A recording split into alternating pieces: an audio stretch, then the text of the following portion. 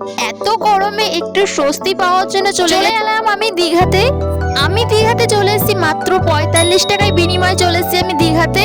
এত সুন্দর একটা জায়গায় সমুদ্র উপকূলে এত সুন্দর হাওয়া এবং সমুদ্রে স্নান করা একটা আলাদাই মজা। দীঘায় সমুদ্রে এসে আমি সামুদ্রিক মাছ খেয়েছি, সমুদ্রে স্নান করেছি, ঘোড়ায় উঠেছি এবং এবং তার সাথে দীঘার জগন্নাথের মন্দিরটাও দর্শন করেছি আমি। 3 বেলা খাওয়া দাওয়া এবং লাক্সারি হোটেল। তাছাড়াও দীঘাতে রয়েছে উদয়পুর, শঙ্করপুর, তাজপুর, মোহনা। তোমরা সব জায়গায় এসে ভ্রমণ করতে পারো। তাছাড়াও দীঘাতে রয়েছে সামুদ্রিক জাতীয় ঘর সাজানোর জিনিস, সুন্দরভাবে অনেক রকমের জিনিস আছে যা তোমাদের মন কেড়ে নেবে।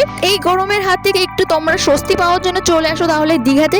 আমি দীঘাতে মাত্র 45 টাকায় কিভাবে গেলাম, খাওয়া দাওয়া করলাম, কোথায় থাকলাম, সমস্ত কিছু তোমাদের এই ভিডিওতে তথ্য সবকিছু জানিয়ে দেবো। তোমরা ভাই চলে আসতে পারো খুব কম খরচে দীঘাতে একটু স্বস্তি পাওয়ার জন্য। তাহলে চলো ভিডিওটা শুরু থেকে শেষ পর্যন্ত দেখতে পারো সব।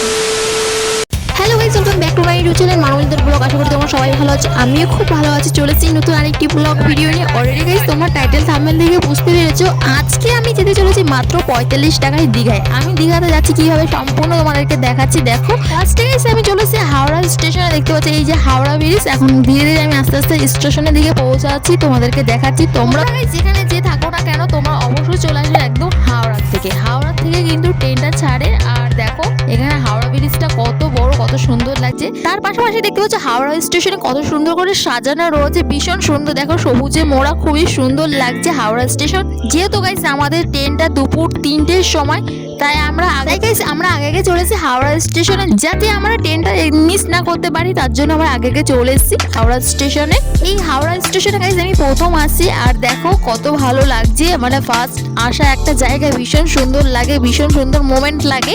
এই দেখো এখানে দেখতে পাচ্ছ হাওড়া স্টেশন কিন্তু মেট্রো রয়েছে এবং লোকাল ট্রেন যেটা রয়েছে সেটাও রয়েছে। আর যেটা ওল্ড স্টেশন সেখানটায় যাচ্ছে আমরা ধীরে ধীরে। হাওড়া স্টেশন থেকে দীঘা পর্যন্ত যেতে হলে অবশ্যই তোমরা দুটি পদ্ধতিতে যেতে পারো। এক হচ্ছে হাওড়া এক্সপ্রেস ট্রেন, আরেকটি রয়েছে লোকাল ট্রেন যেটা কিনা তোমরা হাওড়া থেকে দীঘা পর্যন্ত যেতে পারো মাত্র 45 টাকার বিনিময়ে চলে যেতে পারো দীঘাতে।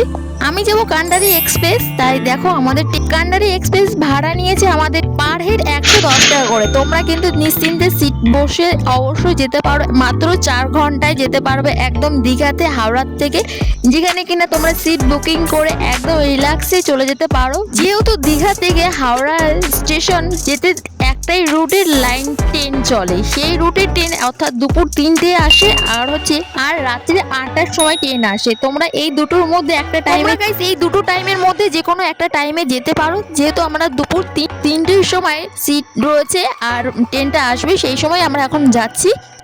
দীঘাতে যাওয়ার জন্য আর একটা রাস্তা আছে যেটা কিনা তোমরা বাসে যেতে পারো। সেটা হচ্ছে তোমরা শিয়ালদা থেকে ধর্মতলায় আসবে এবং ধর্মতলা থেকে অনেক বাস আছে যেখানে কিনা তোমরা চলে যেতে পারো দীঘাতে।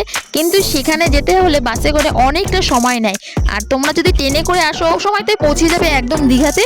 আমি প্রথম আসি এই হাওড়া স্টেশনে, তাই আমি চারিকটা ভালো করে দেখে নিচ্ছি। আর দেখো এখানে কত রকমের যে এক্সপ্রেস রয়েছে, রাজধানী এক্সপ্রেস রয়েছে, বোম্বে, দিল্লি এবং দুবাই, সব রকমের এক্সপ্রেস এই হাওড়া স্টেশন থেকে। স্টেশনে এসে দেখলাম প্রচুর লোকজন, দেখতে পাচ্ছ বহু দূর দূরান্ত থেকে শত শত মানুষজন আসে। দেখে ওখানে কত ভিড়। আর উপরটা দেখো হাওড়া স্টেশনে আমি আগেও শুনেছি যে হাওড়া স্টেশনের সব থেকে বড় ফ্যান আছে, দেখো সেটাই কিন্তু আমি চোখে পড়লো। দেখো কত বড় ফ্যান রয়েছে এখানে, মোট 4টে ফ্যান রয়েছে। আর 4টে ফ্যান বুঝতে পারছো, 4টে ফ্যান কিন্তু এত বড় স্টেশনের প্রতিটা মানুষের গায়ে হাওয়া লাগছে। তাছাড়া গাইস দেখো আমাদের ল্যাগেজ আর ব্যাডিং হয়েছে। দেখো আমরাই যাচ্ছি দীঘাতে, দেখো কত হয়েছে ব্যাগ, আমাদের অনেকগুলো ব্যাগ হয়েছে, খাবারের ব্যাগ, জামা কাপড়ের ব্যাগ, সাজুগুজু ব্যাগ এবং অনেক রকমের ব্যাগ হয়েছে। চলো গাইস তোমাদের সবাইকে দেখাই আমরা কে কে যাচ্ছি। আমরা দীঘাতে কে কে যাচ্ছি চলো তাহলে সবাই তোমাদেরকে দেখাই। তাছাড়াও তোমাদেরকে একটা কথা বলে দিচ্ছি, দেখো এই যে ও আচ্ছা সরি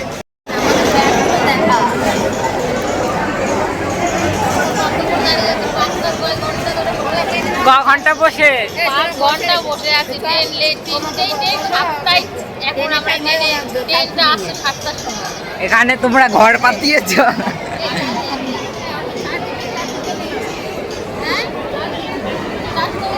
চলো যাও যাও। গাইস তোমরা একদমই ঠিকই শুনেছো, একদম 4 থেকে 5 ঘন্টা লেট ট্রেন। কারণ তোমাদেরকে আগেই বলেছি দীঘা থেকে হাওড়া রুটের একটাই এক্সপ্রেস ট্রেন আছে, সেটা আছে কান্ডারি এক্সপ্রেস। যখন এই কান্ডারি এক্সপ্রেস দীঘা থেকে যায় সেটা হচ্ছে তাম্রলিপ্ত এক্সপ্রেস হয়ে যায়, মানে দুটো ভাগে ভাগ হয়ে যায়। যাই হোক চলো অপেক্ষা করার অবসরণ ঘটার পর তারপর গাইস দেখতে পাচ্ছ ট্রেনে উঠে পড়েছে। আর এখন চলো ডাইরেক্ট দীঘায় গিয়ে স্টেশনে গিয়ে তোমাদের সাথে আবার কথা হচ্ছে কন্টিনিউ। চলে এসেছি গাইস আমরা দীঘা স্টেশনে। আর এই দেখো বাইরের থেকেই দেখতে পাচ্ছি স্টেশনের বাইরে দীঘার যে জগন্নাথের মন্দির, একদম স্টেশনের পাশেই রয়েছে জগন্নাথের মন্দির। আমরা অবশ্যই আসবো এই জগন্নাথের মন্দির, সেটাও তোমাদেরকে ভিডিও দেখাবো। নেক্সট পার্টের ভিডিওতে অবশ্যই তোমাদেরকে দেখাবো যে দীঘার জগন্নাথের মন্দিরটাও। 12টার সময় আজকে আমরা ট্রেন থেকে নেমেছি, আর দীঘা কোনো সময় ভাবিনি যে 12টার সময় নামতে হবে। কারণ তিনটে ট্রেন এসেছে কটায়? তিনটে দেবে হাওড়া থেকে 3টে ট্রেন, 7টায় আমরা নেমে যাবো, সন্ধ্যাবেলা পৌঁছাবো। সেখানে পৌঁছেছি রাত্রি 12টার সময়। অর্ধেক রাস্তা ঘুমাতে ঘুমাতে আর অবস্থা টাইট একদম। এই রাত্রিরে দীঘাতে আসা অসম্ভব। তোমরা অবশ্যই, ট্রেন খুব সমস্যা করে, খুব সমস্যা করে। কারণ এই দীঘার থেকে হাওড়া একটাই ট্রেন যায়। তোমরা অবশ্যই ট্রেনটা দেখে আসবে। এত দূরের রাস্তা গাইস আমরা সবাই ক্লান্ত হয়ে গেছে। আর বুঝতেই পারছো কতক্ষণ ধরে আমাদের ওয়েট করতে হচ্ছে, অনেকটা সময় আমাদের লস হয়ে গেছে। যাই হোক এখন দেখতে পাচ্ছ এখন কিন্তু রাতের 1টা, দেখতে পাচ্ছ প্রচুর লোক সংখ্যা নেমেছে দীঘায়। আর দেখো এখানে অনেক শত শত মানুষজনের সাথে সাথে আমরাও বেরিয়ে যাচ্ছি স্টেশনের বাইরে। এটা হচ্ছে দীঘা স্টেশন, দেখতে পাচ্ছ কত সুন্দর ঝাঁ চকচক করছে স্টেশনটা, খুবই সুন্দর। এবার চলো গাইস দীঘার বাইরের দিকটা তোমাদেরকে দেখাই, স্টেশনের বাইরের দিকটা কেমন। এই দেখো দেখতে পাচ্ছ এটা হচ্ছে রাতের অন্ধকারে এরকম লাগছে যেহেতু। আর দেখতে পাচ্ছ দীঘার স্টেশনের বাইরের দিকে দেখো একদম বাচ্চা পার্কের মতো সুন্দর করে গার্ডেন এবং অন্যান্য সুন্দর সুন্দর জিনিস তৈরি, নতুন ভাবে একটা ডেভেলপ হচ্ছে দীঘার স্টেশনটা। যেহেতু গাইস আমরা হোটেল কিন্তু আগের থেকেই বুক করে রেখেছিলাম, সেই হোটেলে এখন আমরা যাব। নেক্সট ভিডিওতে অবশ্যই তোমাদেরকে বলবো এখানে হোটেল ভাড়া কেমন এবং 3 বেলা খাবারে কেমন খরচা পড়বে। তোমরা অবশ্যই সমুদ্রের ধারেও হোটেল নিতে পারো, সিঙ্গেল বেড এবং double bed, AC non AC সমস্ত কিছু রকমের ব্যবস্থা রয়েছে। নেক্সট ভিডিওতে তোমাদেরকে বলবো। যেহেতু আমরা সবাই টায়ার্ড রয়েছি তাই আমি পরের দিন ভিডিওতে অবশ্যই তোমাদেরকে বলে দেবো সমস্ত কিছু ইনফরমেশন। তাহলে দেখতে থাকো আমার ভিডিওটা। চলো তাহলে পরের দিনের ভিডিওটা তোমাদের সাথে শেয়ার করে একদম ডাইরেক্ট যাবো আমি নিউ দীঘা সমুদ্রের ধারে থেকেই শুরু করবো তোমাদেরকে। টাকা এটা হচ্ছে নিউ দীঘা। দেখো পুরো চেঞ্জ গত 15 বছর। আর এই যে বিশাল সুন্দর লাগছে। দেখি আর সকালবেলা অনেকেই স্নান করতে গেছিল, তারা আসছে বাড়ি ফিরে, মানে বাড়ির দিকে যাচ্ছে, অর্থাৎ হোটেলের দিকে। দেখো মনটা আমার পাগল হয়ে গেছে, ঘুমাতে পারিনি। কখন যাব সমুদ্রের ধারে। হ্যাঁ ভীষণ এক্সাইটেড রয়েছি। সমুদ্র দেখতে পাচ্ছি না। দেখতে পারবো ওই তো সমুদ্র, ওই যে সমুদ্র। দেখো কত রকমের মানুষজন, এত ভালো লাগছে। আর কি হাওয়া দিচ্ছে দেখো চারি সাইডটা, সমুদ্র উপকূলটা ভীষণ ভালো লাগছে। যেহেতু এখন খুব সকাল তাই রোদটা একটু কমই লাগছে। দেখো এখানে ডাবের দোকানও আছে।